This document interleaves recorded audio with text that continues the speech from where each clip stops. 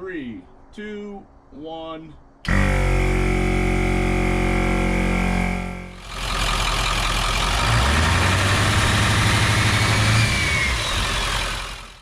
Hey, what's going on, guys?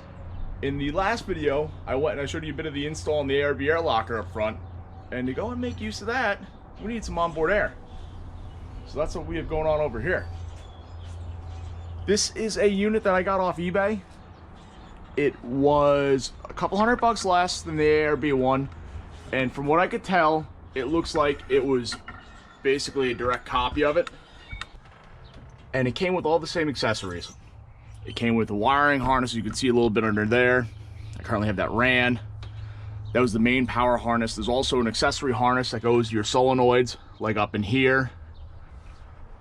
And that will run your switches. And with that accessory harness, you could turn the compressor on, and also you could control 2 solenoids for air lockers, or if you want to use air horns or whatever you plan to use it for. So I read some good reviews on it and I decided to give it the shot. And so far, so good. I've got a few little videos outside of the truck before the install, so I'll add them in. Okay, so the first part of mounting this thing up is actually getting a bracket to mount it up with. And they make some online. You get nice weld-on ones, but I didn't really see anything that struck my fancy, so I was planning to make one. Luckily, they provided a template for the holes that you need to drill. Unluckily, is if you go and fold this in half, it doesn't actually match up. This side's pretty close, but once you get over here, we're like a hole off. So that was a good catch. You could see, like, you know, not inspiring confidence there. It's not really centered on the paper. It almost looks like it was scanned from something else. So, you know, just be careful with that. This is like the knockoff piece. But what I did was I got this piece of aluminum. I went and I marked my center line, and then I marked how far apart these are. Right here. And then what I did was I just squared this up to this edge, and I measured down, and then I put dimples in for these holes here and here. So now I'm only going to bring this over to the bridge part, drill these, and then we'll go to the next step. I'll show you how I plan on mounting this little roll cage.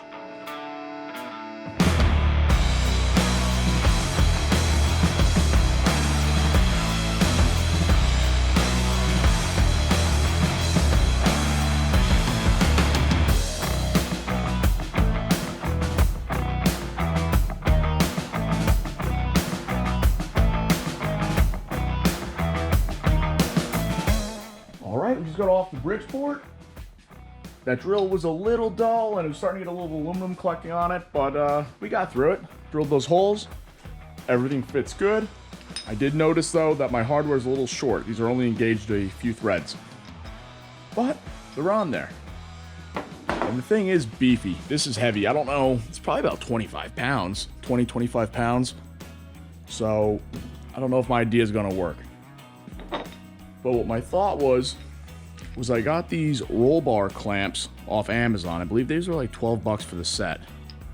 So you can see here, they look like a P, 2-piece. But my idea was, I was gonna go machine pockets here and go, there's a hole in there. I was gonna go put this down in there and then drill and tap a hole this way and use this to hold this whole piece up. However, after like holding on to this thing, I don't know if that's gonna happen. These are pretty heavy. So, I don't know if it's going to like being supported all on one end there. But, we'll give it a shot. If not, maybe I can make a leg or a standoff or something that connects back to the inner fender back in the where I'm putting this. So, let's take this off. I'll make those pockets on there and we'll go from there.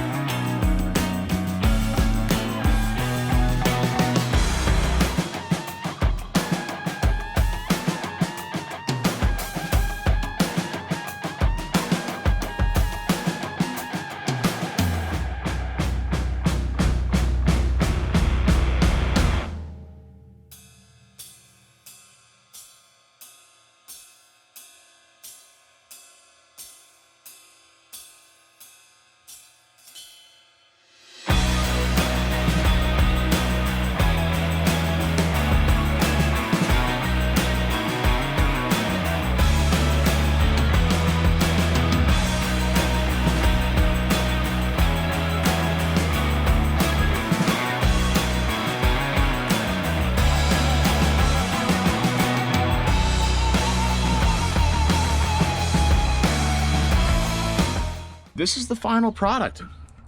As you can tell, you know, it's all in there. Starting off, I have these clamps. I got these off Amazon. They're designed to go on either 1 inch, 1.5 or 2 inch pipe. There's different rubber mounts that go and fit in there. And I had this piece of aluminum sitting around. Pretty beefy piece of aluminum, a bit of overkill. But I went and put it in the Bridgeport, marked out what I needed for a bolt pattern, and drilled the holes so that we could mount the piece up. And then I made slots so that I can mount it to my bracketry there. So as you can see, it's not really going anywhere. So that was step number 1. Step number 2 is that we needed a little bit of an air tank. For the most part, this compressor will go and fill bigger tires like my 43s. No problem. And really the tank doesn't help with that. But if you ran something that needed like a real big rush of air right off the bat, you would need the tank. An example of that would be like an air horn. So, just in case, I put a tank in. Plus it looks cool. This was actually off like a Scott pack. That's like a some firefighting gear. It was expired, so it was gotten rid of, and we were able to snag it before it went in the dumpster and repurpose it to now be part of the Bronco. So that's that. I had to go and customize the fitting a little bit to be able to accept something a little more standard because it was from some proprietary threading. But we got that now hooked up to just a push-in, kind of like a shark bite fitting. And lastly, we have one more of these clamps. I machined a little slot in here to be able to fit my connection T. And there's 6 connections, I believe, that go in there. 7 if you count the output here. And what I have going on is the top one, or the bottom one here is capped. I can use that later if I need to. On this side I have one going to the compressor, right there. I'll probably have to tidy up that line still. This one goes to my tank, all the way across. Here goes to my solenoid. This is for my front locker. Currently it's not connected to anything under there, as you can see, but you can still hear it and test it. And then there's one up here where my finger is that's blocked off. That will go to my next solenoid for my rear locker when I get to install that. Then up top and on the front, I have connections for an air hose. And that pretty much sums up the install back here. Now we can move up front and I can show you a little bit of the wiring and we'll test this bad boy out. Another cool feature I forgot to mention is that this has an internal regulator. It'll run up to 150 psi and turn off and then kick back on at 135. So that's really cool. There's a cooling fan in there and it's a constant duty cycle.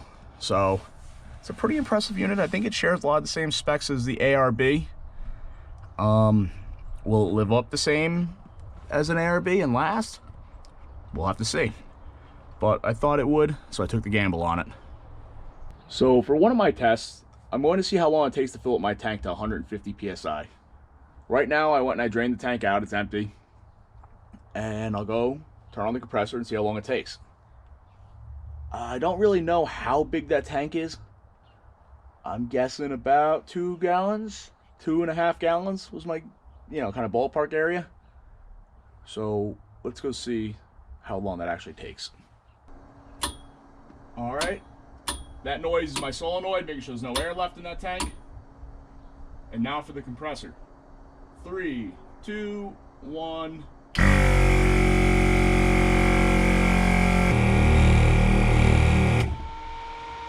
All right, so I'm not sure how long that was. I'm guessing probably a little under a minute. And as you can hear, the fan's still on. I guess just keep the unit cool. What I'm going to do now is open up that solenoid and just dump air and see how long it is before that compressor kicks back on. So 3, 2, 1.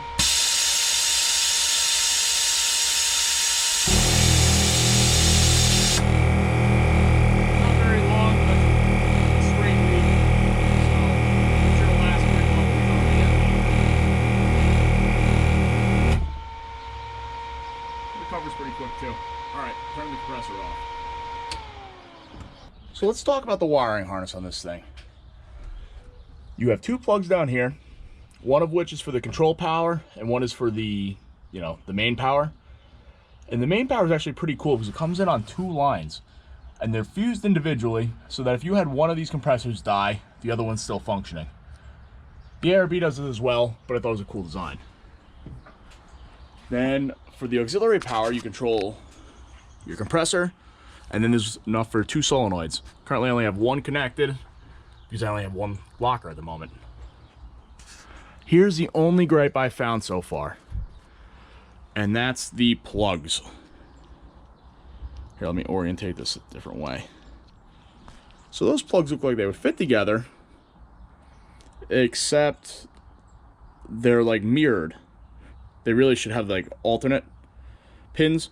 So that bottom pin should be on like the right side, or the top one should be on the right side, because right now they just butt up against each other. It looks like when probably China copied this design, they missed a few details there. But no big deal. I went and just cut off the wires and spliced them together. Now let's check out the rest of the wiring up here. So coming from this, you have 5 wires. And disregard the mess, I'm still finishing this up. But you have your I lied, it's a few more than 5.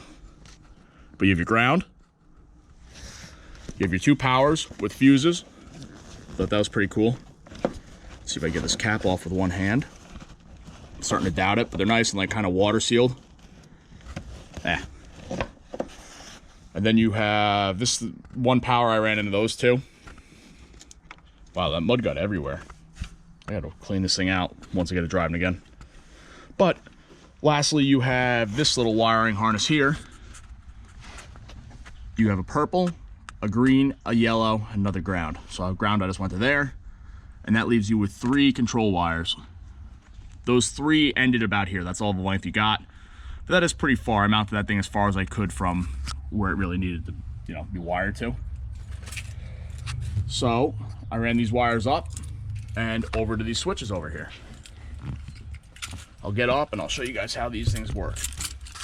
All right, so here are my switches, and they're a little more lit up so you can see what's going on. I have them currently set up to go on when the truck is in the on position.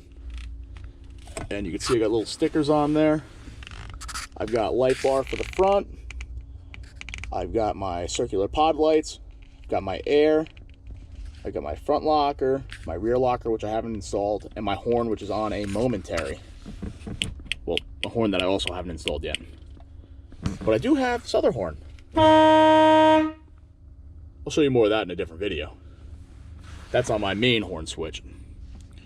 But the lights are on, mounted. They just have to be finally wired. And then you have your compressor. And for these 3 switches, all you need with that harness that came with that kit, that compressor, is just power going to each one. So for my rear locker, all you need is send power to it and it would actually actuate the solenoid. Same with this front one that's actually installed. You can hear it pissing out air when I turn that on.